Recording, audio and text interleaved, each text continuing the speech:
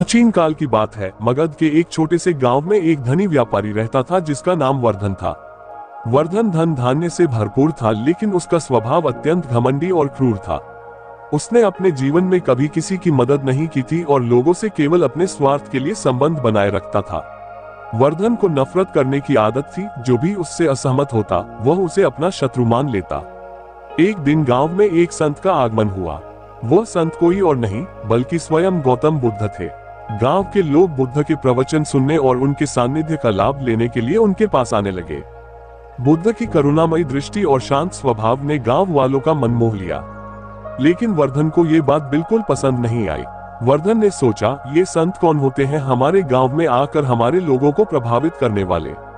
अगर ये लोग इनके पास जाने लगे तो मेरा प्रभाव कम हो जाएगा। मैं इन्हें गांव से निकाल कर ही रहूंगा। वर्धन ने बुद्ध को गांव के चौपाल पर प्रवचन देते देखा। उनके पास लोग बड़ी संख्या में बैठे थे और शांतिपूर्वक उनकी बातें सुन रहे थे। वर्धन ने क्रोधित होकर बुद्ध के पास जाकर कहा, तुम्हारा यहाँ क्या काम है? तुमने हमारे गांव के लोगों को फुसलाकर मेरे खिलाफ कर दिया है।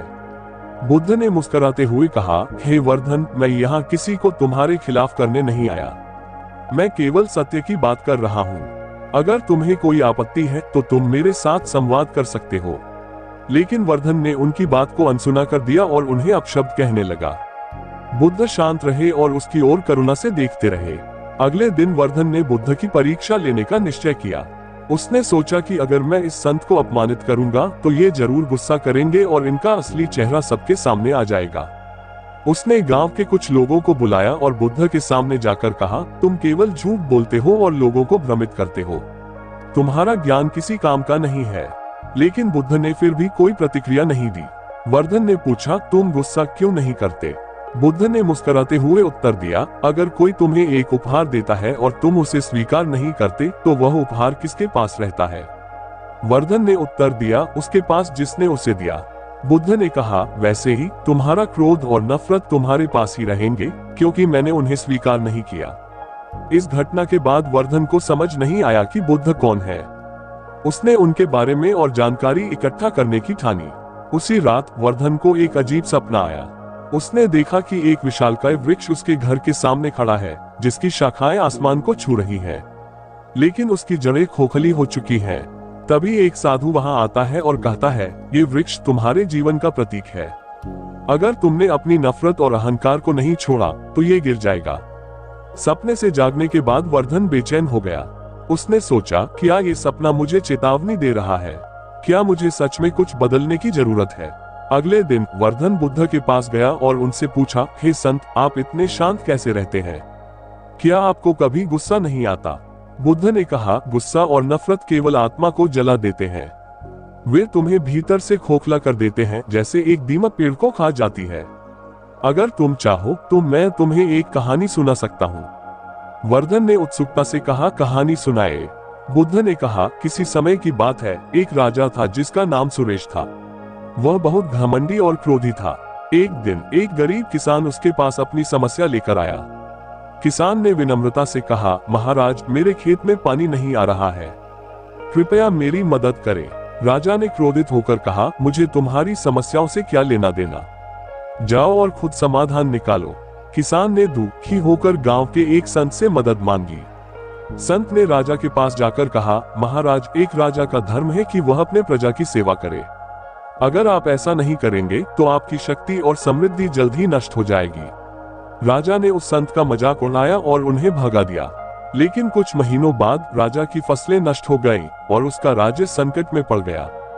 तब उसे समझ आया कि घमंड और क्रोध ने उसे अंधा बना दिया था।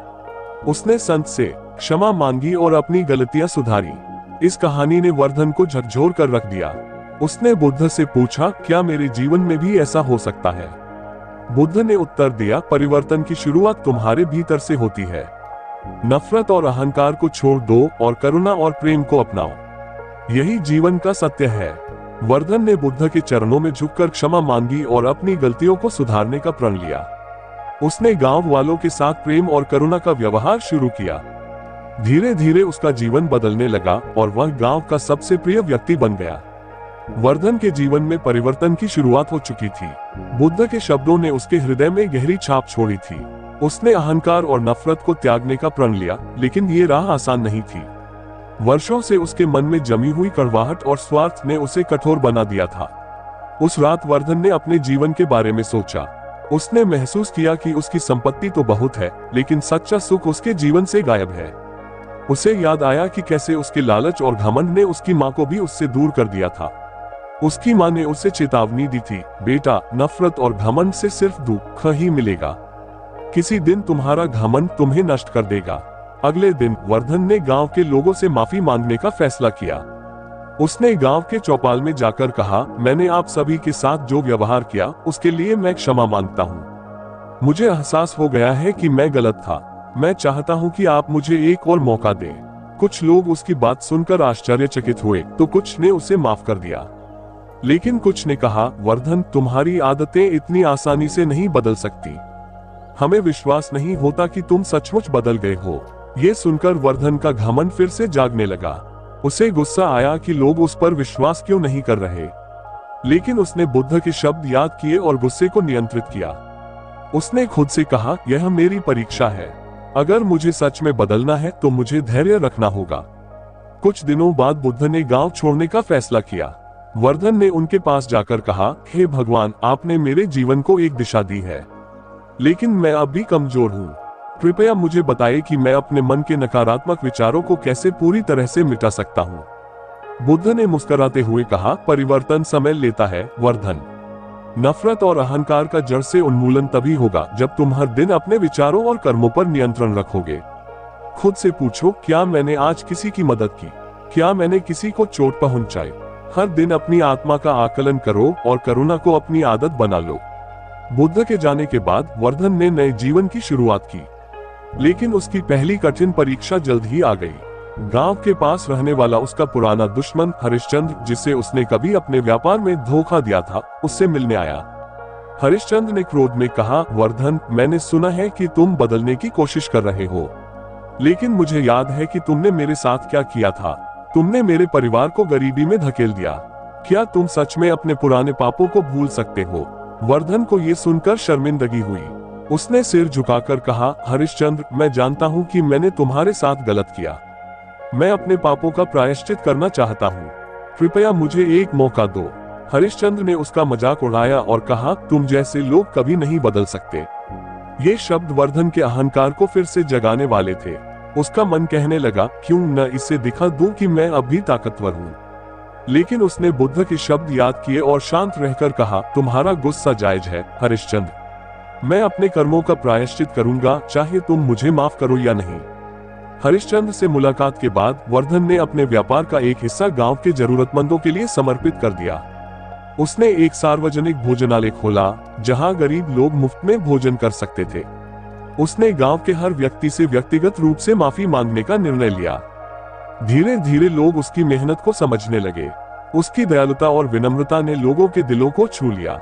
कुछ महीनों बाद गांव में एक गंभीर संकट आया। बारिश के अभाव में गांव में सूखा पड़ गया। खेत बर्बाद हो गए और लोगों के पास खाने के लिए कुछ नहीं बचा। लोग वर्धन के पास मदद के लिए आए। एक समय था जब वर्धन इन परिस्थितियों का फायदा उठाकर और अधिक धन कमा लेता, लेकिन अब उसका मन बदल चुका था। उसने अपने गोदामों के सभी अनाज गांव वालों में बांट दिए। उसने कहा, यह अनाज अब मेरा नहीं बल्कि पूरे गांव का है। हम सब मिलकर इस संकट का सामना करेंगे। जब हरिश्चंद्र ने ये देखा तो वह भी चकित रह गया। उसने सोचा, क्या ये वही वर्धन है जो केवल अपने लाभ के बारे में सोचता था? हरिश्चंद्र वर्धन के पास गया और कहा, वर्धन, मैं गलत था। तुम सच में बदल गए हो। कृपया मुझे माफ कर दो कि मैंने तुम्हारी नियत पर शक किया। वर्धन ने विनम्रता से कहा, हरिश्चंद्र, माफी तो मुझे तुमसे मांगनी चाहिए। मैंने जो तुम्हारे साथ किया वह अक्षम्य है। अगर मैं तुम्हारी मदद कर सकूं तो यह मेरा सौभाग्य होगा। वर्धन और हरिश्चंद्र ने मिलकर गांव के लोगों के लिए पानी का इंतजाम किया। उन्होंने एक बड़ा तालाब खुदवाया और आसपास के गांवों से मदद ली। उनकी मेहनत से गांव का संकट खत्म हो गया। वर्धन ने महसूस किया कि नफरत और अहंकार से उसे कुछ भी हासिल नहीं हुआ था, लेकिन करुणा, प्रेम और विनम्रता ने न केवल उसे सच्चा सुख दिया बल्कि उसके जीवन को अर्थपूर्ण भी बना दिया। कुछ महीनों बाद बुद्ध फिर से उस गांव में आए। वर्धन ने उनके चरणों में झुककर कहा, हे भगवान, आपकी शिक्षा ने मुझे एक नया जीवन दिया। आज मैं समझ गया हूँ कि नफरत और अहंकार हमें केवल अंधेरे में ले जाते हैं, लेकिन प्रेम और करुणा हमें प्रकाश की ओर ले जाते हैं। ये कहानी हमें सिखाती है कि जीवन में सबसे बड़ी जीत अपनी नफरत और अहंकार को हराने में है। जब हम अपने भीतर करुणा और प्रेम को स्थान देते हैं तो न केवल हमारा जीवन बदलता है, बल्कि हम दूसरों के लिए भी प्रेरणा बनते हैं। आपको इस कहानी से मोटिवेट मिला होगा तो हमें बहुत खुशी होगी। आपको ये कहानी अच्छी लगे तो हमारे चैनल को लाइक और सब्सक्राइब जरूर करना। मोटिवेशन वाला।